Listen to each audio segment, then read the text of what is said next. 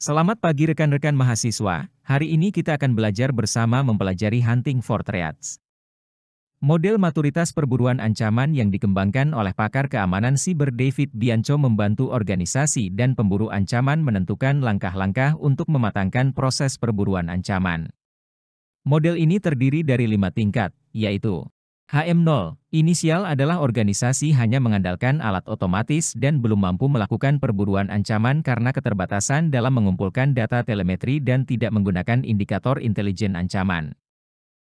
HM1, minimal adalah organisasi mulai mengumpulkan lebih banyak data telemetri dan berniat mengintegrasikan intelijen ancaman meskipun masih tertinggal dalam hal data dan intelijen terbaru. HM2, prosedural adalah organisasi menggunakan prosedur perburuan ancaman yang dikembangkan oleh pihak lain dan menerapkannya pada kasus penggunaan spesifik mereka, tetapi belum mampu menciptakan proses perburuan mereka sendiri. HM3, inovatif adalah pemburu ancaman mulai mengembangkan proses mereka sendiri dengan metode canggih seperti pembelajaran mesin dan analisis statistik, serta memiliki akses ke banyak data. HM4, leading adalah tingkat tertinggi dengan penggunaan otomatisasi dalam proses perburuan ancaman, memungkinkan pemburu ancaman merancang sistem baru yang lebih mampu mengikuti ancaman yang muncul. Model ini membantu organisasi mengidentifikasi tingkat maturitas mereka saat ini dan merencanakan pengembangan teknologi dan proses di masa depan agar tetap relevan dengan lanskap ancaman yang selalu berubah. Siklus perburuan ancaman merupakan proses yang berurutan yang membantu pemburu ancaman melaksanakan tugas mereka dengan fokus dan efektif. Berikut adalah tahapan utama dalam siklus ini. 1. Peristiwa awal. Perburuan ancaman dimulai dengan peristiwa awal yang bisa berupa jadwal tetap atau peringatan intelijen ancaman dari sumber internal atau eksternal. Contohnya, peringatan dari FBI tentang indikator kompromi ransomware Ryuk dapat memicu perburuan ancaman. 2. Membuat hipotesis kerja. Tim perburuan ancaman membuat hipotesis kerja yang spesifik untuk fokus pada indikator kunci. Misalnya, hipotesis bahwa musuh HPT mengendalikan server web DMZ sebagai infrastruktur command and control. 3. Memanfaatkan intelijen ancaman. Intelijen ancaman digunakan untuk mempersempit fokus perburuan. Contohnya, hipotesis bahwa sistem internal berkomunikasi dengan infrastruktur emotet didukung oleh data dari sumber intelijen terbuka atau komersial. 4. Menerapkan teknik forensik. Teknik forensik diterapkan untuk menguji hipotesis dengan memeriksa sumber bukti seperti log proxy, DNS, dan firewall untuk menemukan indikator ancaman. 5. Mengidentifikasi indikator baru. Selama perburuan, indikator baru seperti alamat IP yang tidak terdeteksi sebelumnya mungkin ditemukan. Indikator ini mencakup lalu lintas jaringan yang tidak biasa, anomali pada akun pengguna istimewa, dan perubahan sistem yang mencurigakan. 6. Memperkaya hipotesis yang ada. Indikator baru dapat mengubah hipotesis perburuan awal. Misalnya, jika ditemukan penggunaan alat PSExec untuk perpindahan lateral, hipotesis harus diubah untuk mencerminkan teknik baru ini. 7. Mengalihkan ke respon insiden. Dalam beberapa kasus, perburuan ancaman dapat berubah menjadi respon insiden jika ditemukan indikasi kehilangan data, kompromi kredensial, atau infeksi beberapa sistem. Mitre ATT-CK adalah kerangka kerja yang sangat berguna dalam perencanaan awal dan eksekusi perburuan ancaman. Kerangka ini membantu dalam dua aspek utama, merumuskan hipotesis dan menentukan sumber bukti terbaik untuk menghasilkan indikator. 1. Merumuskan hipotesis. Kerangka Mitre ATT-CK mencakup berbagai taktik dan teknik yang digunakan oleh pelaku ancaman. Untuk merumuskan hipotesis yang spesifik, pemburu ancaman dapat memeriksa teknik-teknik yang termasuk dalam taktik tertentu. Misalnya, untuk lalu lintas command and control, C2, mereka dapat melihat teknik T1132, data encoding, dan membuat hipotesis bahwa musuh menggunakan pengkodean untuk menyamarkan lalu lintas C2. Kerangka ini juga memberikan wawasan tentang kelompok pelaku ancaman dan alat yang menggunakan teknik tersebut, seperti APT-19 dan APT-33 yang menggunakan T1132 untuk menyamarkan lalu lintas C2. 2. Menentukan sumber bukti. Kerangka Mitre ATT-CK memberikan panduan tentang sumber data terbaik untuk teknik tertentu. Untuk teknik T1132, sumber data terbaik termasuk tangkapan paket, analisis protokol jaringan, pemantauan proses, dan identifikasi proses yang menggunakan koneksi jaringan.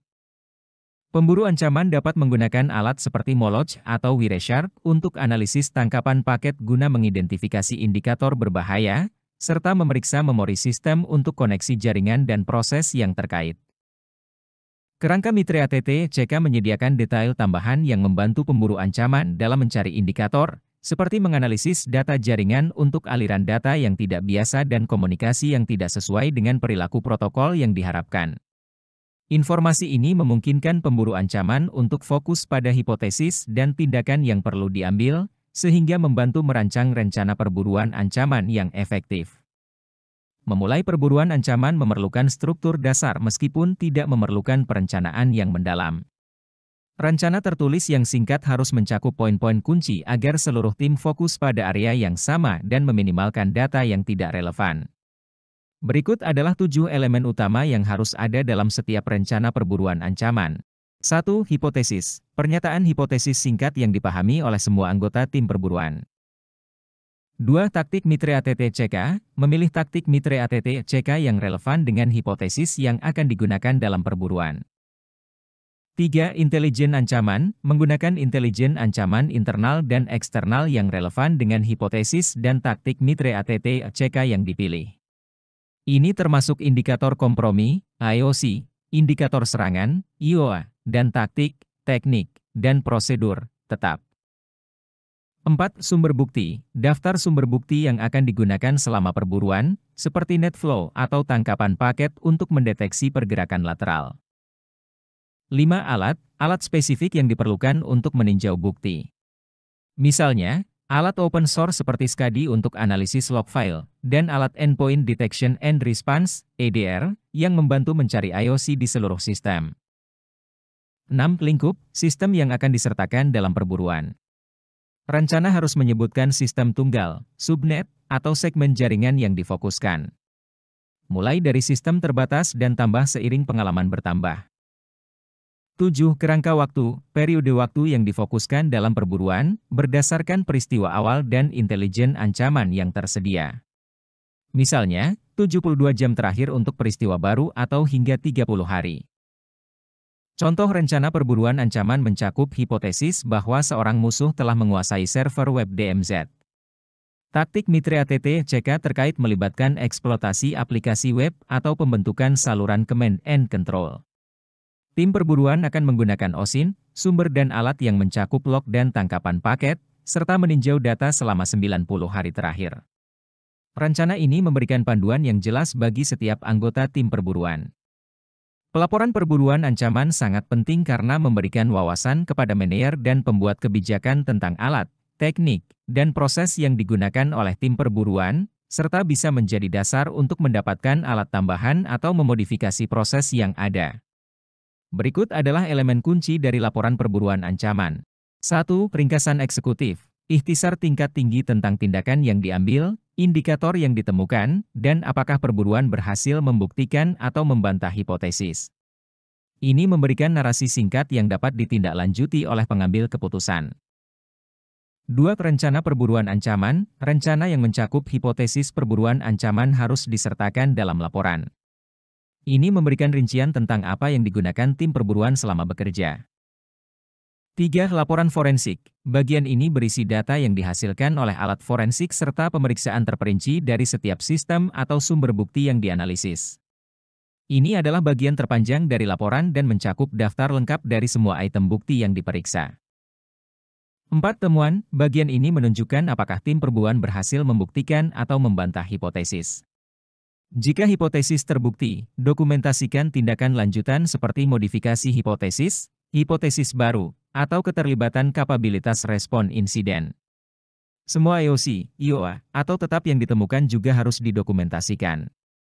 Selain itu, penilaian bagaimana proses dan teknologi yang ada membantu dalam perburuan ancaman juga harus disertakan. 5. Temuan non-keamanan. Perburuan ancaman sering menemukan sistem yang rentan, kesalahan konfigurasi, atau data non-insiden. Temuan ini juga harus dilaporkan agar bisa segera diperbaiki. 6. Rekomendasi. Bagian ini berisi saran untuk perbaikan perburuan ancaman di masa depan, meningkatkan postur keamanan organisasi, atau perbaikan konfigurasi sistem. Rekomendasi sebaiknya dikelompokkan menjadi rekomendasi strategis, perbaikan jangka panjang yang memerlukan lebih banyak sumber daya dan waktu. Rekomendasi taktis, perbaikan jangka pendek atau sederhana yang dapat meningkatkan proses perburuan atau pengaturan sistem. Selain itu, klasifikasikan rekomendasi berdasarkan kritikalitas untuk memprioritaskan perbaikan keamanan atau pencegahan serangan berisiko tinggi. Laporan perburuan ancaman menyediakan banyak data untuk terus memperbaiki proses perburuan ancaman secara keseluruhan. Selain itu, pertimbangkan metrik yang dapat dilaporkan kepada manajer senior seperti jam yang digunakan, indikator baru yang ditemukan, sistem yang terinfeksi, ancaman yang diidentifikasi, dan jumlah sistem yang diisolasi.